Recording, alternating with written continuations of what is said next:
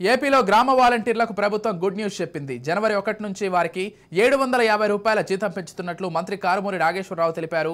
ప్రస్తుతం వాలంటీర్లకు నెలకు 5000 గౌరవ వేతనం లభిస్తోంది.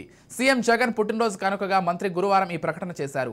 సీఎం జగన్ పుట్టినరోజు సందర్భంగా వాలంటీర్ల వేతనం అదనంగా 750 రూపాయలు ఇవ్వబోతున్నామని తెలిపారు.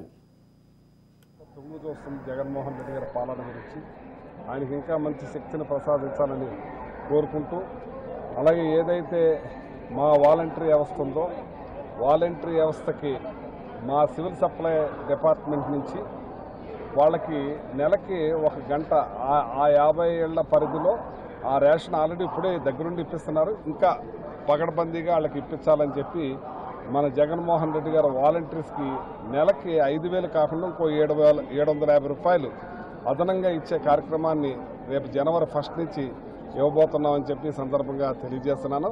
ఇది ఆయన బర్త్డే.